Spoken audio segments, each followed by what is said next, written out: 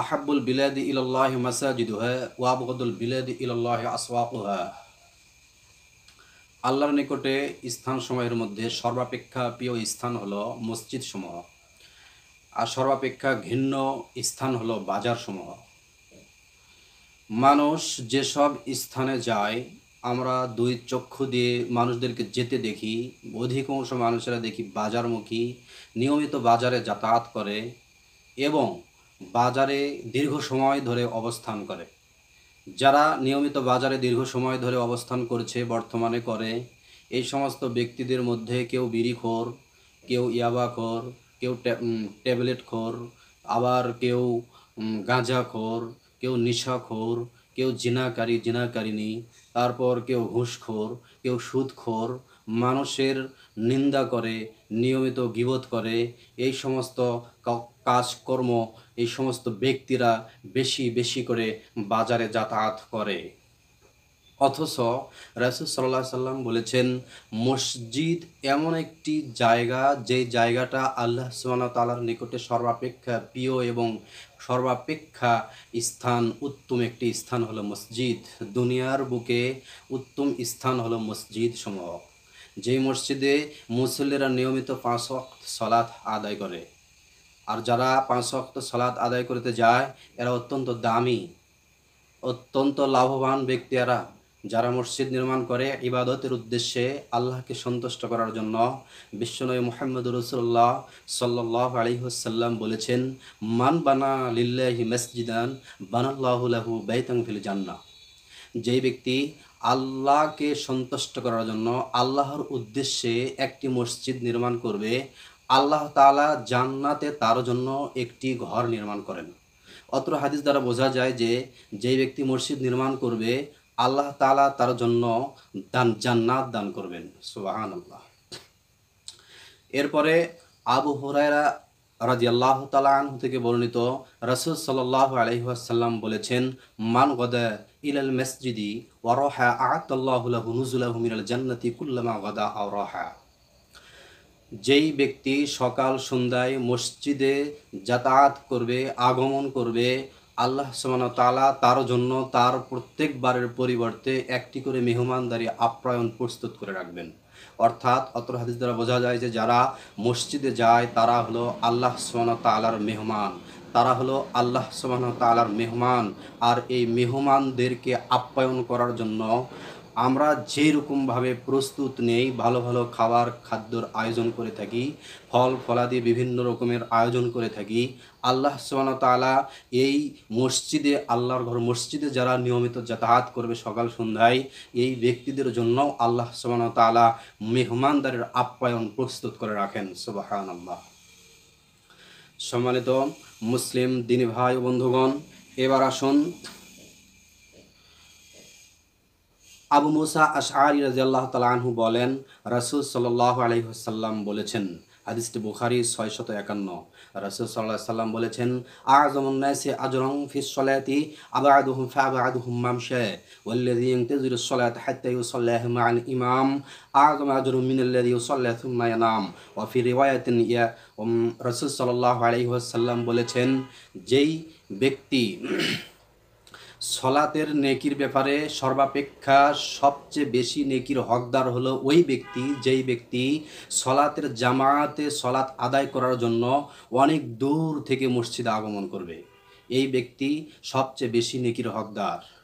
এরপরে রাসূল সাল্লাল্লাহু আলাইহি সাল্লাম বলেছেন, মানুষের মধ্যে ওই ব্যক্তি সবচেয়ে বেশি নেকির হকদার, যেই ব্যক্তিটা সলাত আদায় করার জন্য অপেক্ষা করে, জামাতে সলাত আদায় করার জন্য অপেক্ষা করে। ওই ব্যক্তির চেয়ে যে ব্যক্তি একা একা সলাত আদায় করে এবং ঘুমিয়ে পড়ে, এই ব্যক্তির চেয়ে ওই ব্যক্তি হলো সবচেয়ে বেশি নেকির হকদার। অত্র হাদিস দ্বারা বোঝা যায় যে, রাসূল সাল্লাল্লাহু আলাইহি সাল্লাম যেই সকাল বিকাল মসজিদে যাতায়াত করতে বলেছেন এবং মসজিদে যাতায়াত করে যারা, তারা হলো আল্লাহ সুবহানাহু ওয়া তাআলার মেহমান।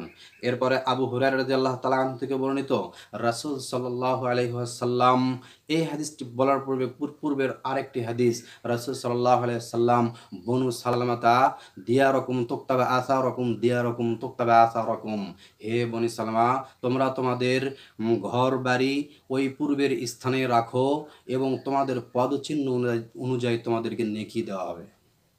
তোমরা তোমাদের স্থানে থাকো, তোমাদের পদচিহ্ন অনুযায়ী তোমাদের নেকি লেখা হবে। রাসূল সাল্লাল্লাহু আলাইহি সাল্লাম বলেছেন, যেই ব্যক্তিটা যত পা পদক্ষেপ করে মসজিদে আগমন করবে, আল্লাহ সুবহানাহু ওয়া তাআলা প্রত্যেক কদমের বিনিময়ে একটি করে নেকি লিখে দিবেন এবং একটি করে গুনাহ ঝরে দিবেন। আরেকটি হাদিসের ভিতরে এসেছে। এখন যে হাদিসটি বলবো, রাসূল সাল্লাল্লাহু আলাইহি সাল্লাম বলেছেন, সাবাতুন ইউজিল্লুহুমুল্লাহু ফি যিল্লিহি ইয়াওমা লা যিল্লা ইল্লা যিল্লুহু ইমামুন আদিলুন ওয়া শাবুন নাশা'a বি ইবাদাতিল্লাহি ওয়া রাজুলুন কলবুহু মুআল্লাকুন ফিল মাসাজিদি।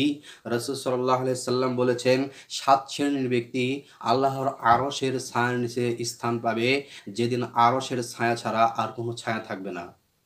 নাম্বার 1, ইমামুন আদিলুন, ন্যায়পরায়ণ শাসক। শাসক যদি ন্যায়পরায়ণ হয়, কোনো দেশের শাসক যদি ন্যায়পরায়ণ হয়, তাহলে সেই শাসক আল্লাহ সুবহানাহু ওয়া তাআলা সেই শাসককে, ন্যায়পরায়ণ শাসককে আরশের ছায়ার নিচে স্থান দেবেন, যেদিন আরশের ছায়া ছাড়া আর কোনো ছায়া থাকবে না।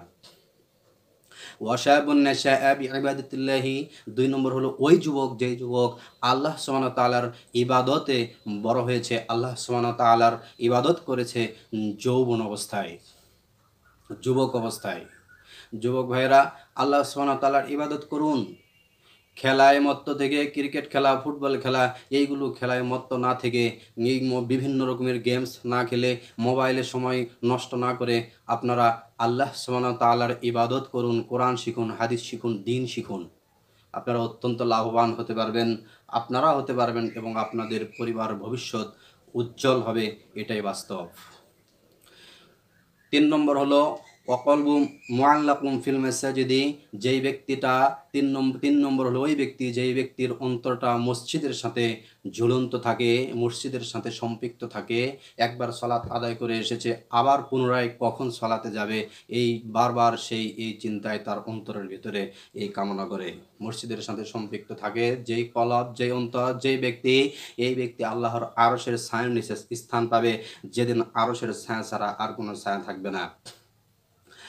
4 নম্বর হলো ওয়ারাজুলানি তাহাব্বা ফিল্লাহি ইজতামা আলাইহি ওয়া তাফাররাকা আলাইহি, ওই ব্যক্তি, ওই দুইজন ব্যক্তি, যেই দুইজন ব্যক্তি আল্লাহ সুবহানাহু ওয়া তাআলার মহব্বতে একত্রিত হয়েছে এবং আল্লাহ সুবহানাহু ওয়া তাআলার মহব্বতে পৃথক হয়ে গেছে, এই দুইজন ব্যক্তি আল্লাহর আরশের ছায়ার নিচে স্থান পাবে, যেদিন আরশের ছায়া ছাড়া আর কোনো ছায়া থাকবে না।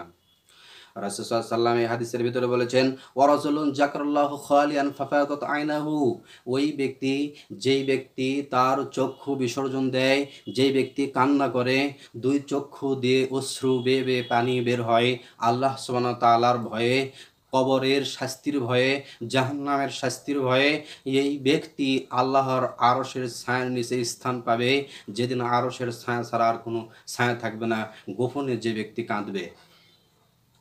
রাসূল সাল্লাল্লাহু আলাইহি ওয়াসাল্লাম বলেছেন, ওয়ারাজুলুন দাআতু ইমরাতুন যাতু হাসাবিন ওয়া জামালিন ফাকালা ইন্না আখাফুল্লাহ, ওই ব্যক্তি, যেই ব্যক্তিকে একজন সুন্দরী রমণী তাকে ডাকছে তার সাথে অবৈধ মিলামেশা করার জন্য, তখন এই ছেলেটি, এই যুবকটি বলতেছে যে ফাকালা ইন্নী আখাফুল্লাহ, আমি আল্লাহ সুবহানাহু ওয়া তাআলাকে ভয় করি। এই ব্যক্তি, এই ছেলেটি, এই যুবকটি আল্লাহর আরশের ছায়ার নিচে স্থান পাবে, যেদিন আরশের ছায়া ছাড়া আর কোনো ছায়া থাকবে না। 7 নম্বর হলো ওই ব্যক্তি, ওয়ারাজুলুন তাসাদ্দাকা বিসাদাকাতিন ফাখফাহা হাত্তা লা তা'লামা শিমালুহু মা তুনফিকু ইয়ামিনুহু। রাসূল সাল্লাল্লাহু আলাইহি ওয়াসাল্লাম বলেছেন, ওই ব্যক্তি, যেই ব্যক্তিটা দান সদকা করবে, যে ব্যক্তি এমনভাবে দান করেছে, গোপন দান, ডান হাত দান করেছে, বাম হাত জানে না যে কি দান করেছে, এই ব্যক্তি আল্লাহর আরশের স্থান পাবে, যেদিন আরশের ছায়া ছাড়া আর কোনো ছায়া থাকবে না। এই কয়েকটি হাদিস মসজিদ নির্মাণ ও মসজিদে আগমনকারীর বিষয়ে এবং আরও কিছু বিষয়ে আমরা জানতে পারলাম। আল্লাহ আমাদের সকলকেই আমল করার তৌফিক দান করুন। সকলে বলি আল্লাহ।